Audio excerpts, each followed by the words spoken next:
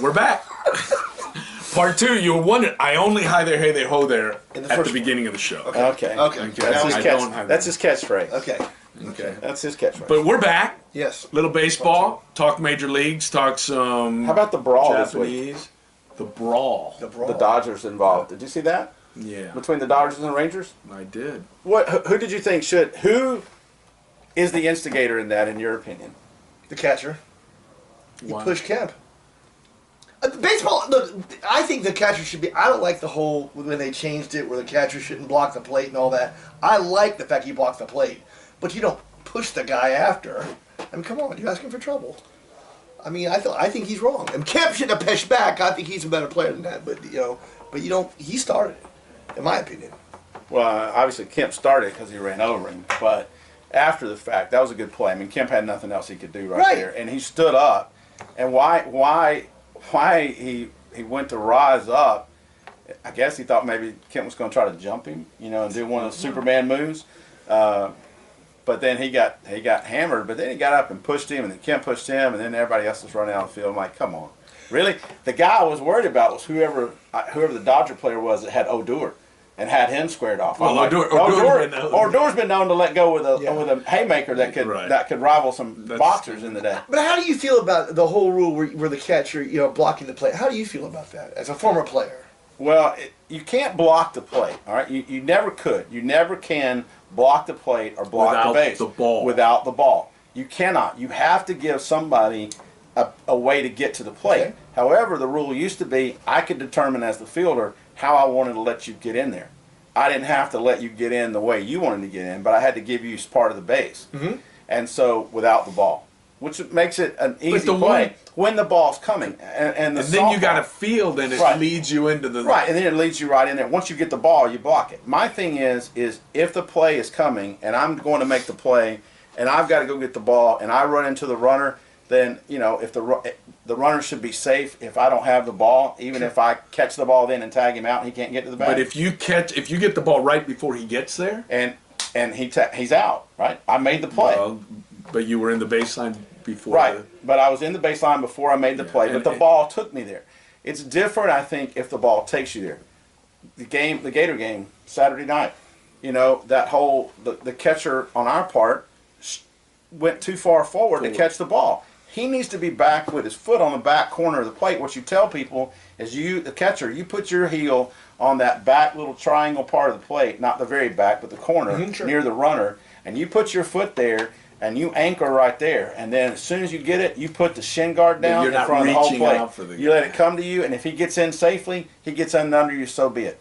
But you got to be able to block that. Otherwise, guys do the slide, head first slide and reaching out and everywhere else. As a guy playing the middle infielder, you never knew where the guy was going to come in to tag. You had to try to figure out, is the guy going to backdoor me? Is he going to come in and slide straight? Bag, if he can go to anywhere in the bag, then I need to be able to block part so that I can control the only way he can get in, so I know where he's going.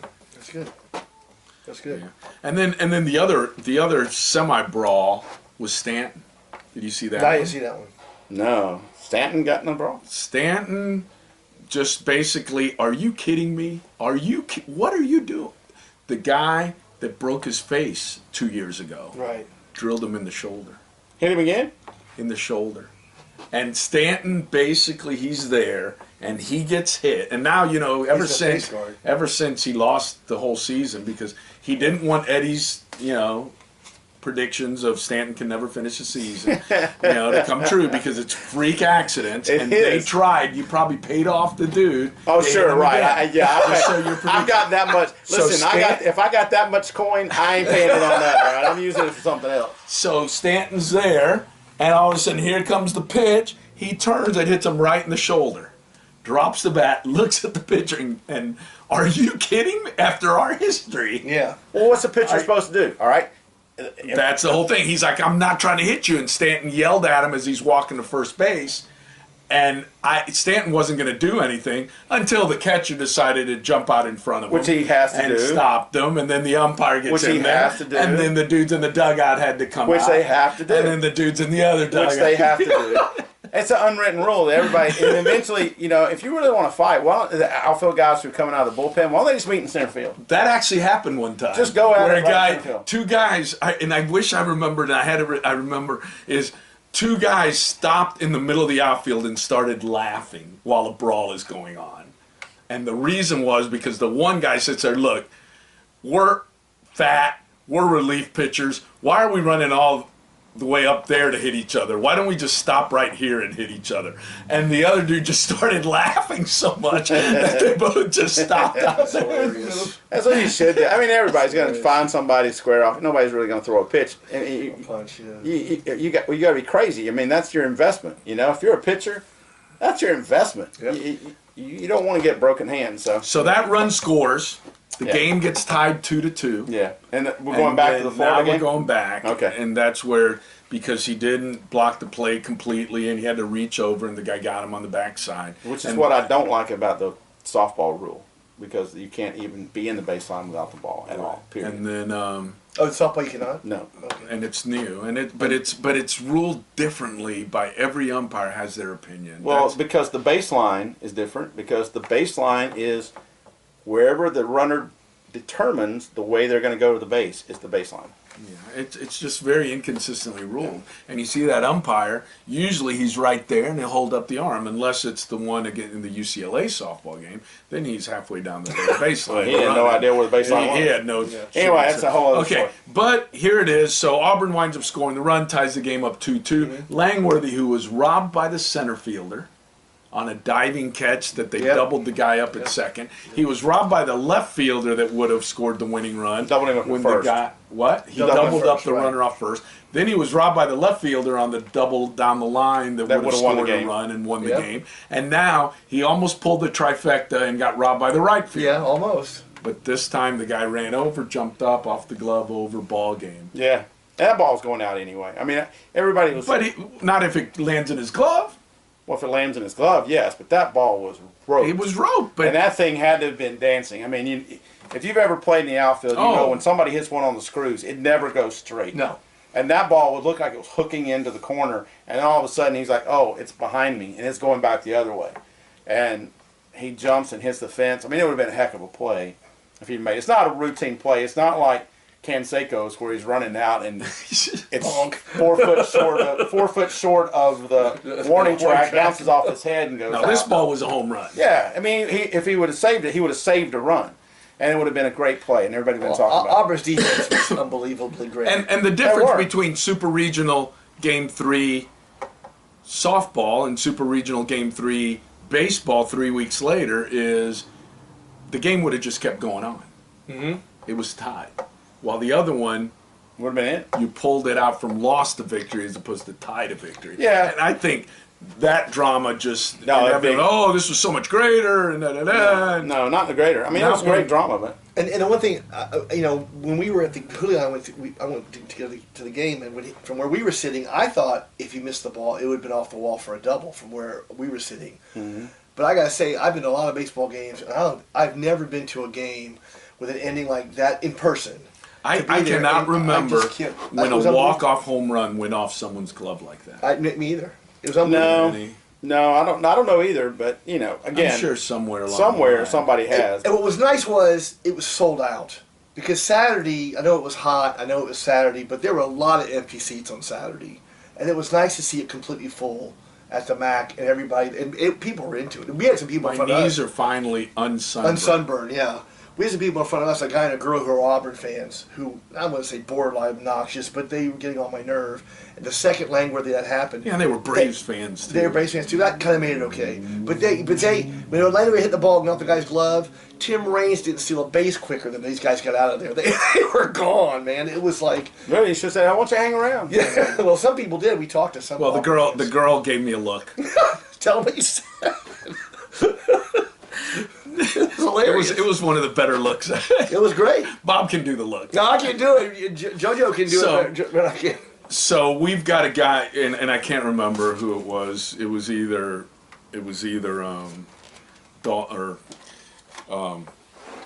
Anyway, it doesn't really Doesn't matter. matter. the leadoff hitter, the shortstop, Deacon Lippett. It was Deacon either Lippett, right. It was Lippett or Maldonado. No, It was Lippett. One of the first. They're on second base, and India, who homered in the first inning, comes up to bat, and 2 outs, man at second. Struck him out. First pitch is in the dirt. Second pitch is 1.5 feet outside. Yep. And I sit there and I said, Just walking. I said something to the effect, "Hey, 1-5, you're not pitching to India. Now I know where you get your war chant from. War chicken." Like, she gave us And the she dirt. turns around and goes, "I'll do it." Sneering at us and just like. It was like this. It was like a, "How dare you say?" All I did, I yelled out, "War chicken." War chicken. Okay. She never heard that before. And She hadn't been to many games. the other reliever, later on, similar situation, struck Indy out. Right. And the Auburn fan over there, all of a sudden, "There's your war chicken," Yep. which he has every right to come Sure. back at me. That's Sure. it. But there were a lot of Auburn fans, especially over the weekend. Over the weekend, there were a lot. Being a Monday night, I think Yeah. those people went home. But Well, there were a lot there There were a still. lot there, not like the first 2 games. Glad Auburn brought a bunch of people. That's the first time they've been in a super regional since you and I were 20th probably- century.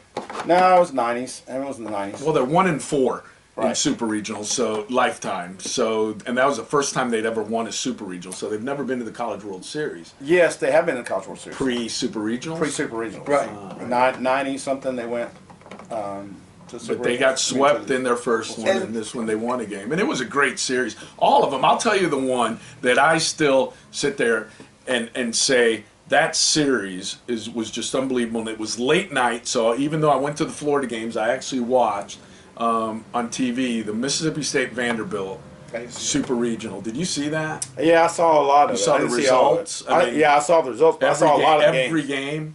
I was at home watching the game, so I didn't go to any of the Every games. game. I watched them. You have 2-2 tied up in the bottom of the ninth, go extra innings. Mississippi State homers, walk Walks off off. in the 11th.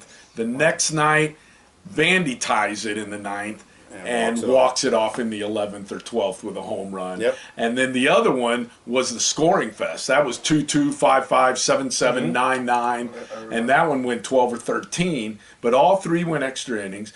The visiting team won game 3. Mississippi State scored and then held off Vandy. In the bottom of the 13th. But what a series. What an absolute series. And that's the team that 3 months ago we were sitting here talking about. The coach took them to a super regional last year, Carnizero, and all of a sudden has an affair and apologizes and resigns because of being stupid. Remember that? Yep. The backup coach, he's interim, Right. and Interim they coach, were Gary terrible. Anderson. They started off the SEC terrible, and they're in the College World Series. Yeah, they're probably going to have. You got a decision to make. If you're the AD, do you keep Henderson? Do you keep Henderson? I know we're getting short on time. For Florida to be successful in the College World Series in Omaha, what do they have to do? They've got to outscore the other team. Well, By I one think- run every time. I think they're going to have to find a way to score more runs than the opponent. Because their catching situation, I mean, I know the guy was the MVP of the regional, but he was MIA in the super regional. Yeah, definitely. He was overmatched. And I mean, there's a big difference facing the people that Florida Atlantic, Columbia, and Jacksonville recruit. Completely. And the guys that are on an SEC team. Right. And I think also they had a weekend. They had tape on him then. Beforehand, you got a big old kid, and you're like, we can pound this guy inside. And obviously, he can turn on the fastball inside, and that's what he showed. But he can't hit away. He was getting blown away on fastball. I mean, there was no tricking him or nothing. It was just. But none of them were in. All of them were up and From where away. I could see. Yeah, we I could just see. saw he was just behind on every. All of them were up and away. They pitched him away the whole time. He made zero. But again, adjustments, that's why you're 0-2 with 2 outs. That's why you tried the double steal, which was a great play. Which was a great play, and they weren't ready for it, and they had to know something is about. I said something. I thought the guy's going to run. I thought we were going to do the try to steal and stop and try to draw a throw kind Right. of thing. I didn't. That was the last thing I thought. And they did it 3 years ago against Florida State in Super Regionals as well. So it's not a new play, but people forget about it. And it's a great. It was well done. And the timing was And the timing was perfect for it with the situation. Yeah, and everybody But- was into it. Did J.J. Schwartz come back for the? J.J. Schwartz should be in the lineup Sunday night. I think it's just a matter of can he stand the pain. But my question is, he's got to play. But Can't DH. Nelly's the DH. yeah, that's the thing is he's not going to DH. So if he plays, he's got to catch. If he doesn't catch, then you're right back in there again. The last 2 weeks are really, and Dalton, hey, he is an all or nothing guy. It's all home runs. He strikes out a lot, and he's done well in right field. But I think over the last 2 weeks, with Nelly last year at the College World Series, remember he kept him in there. He couldn't even throw. Well, that arm injury never came back, and that it hurt any chance of getting drafted and pro career and everything. He can't throw.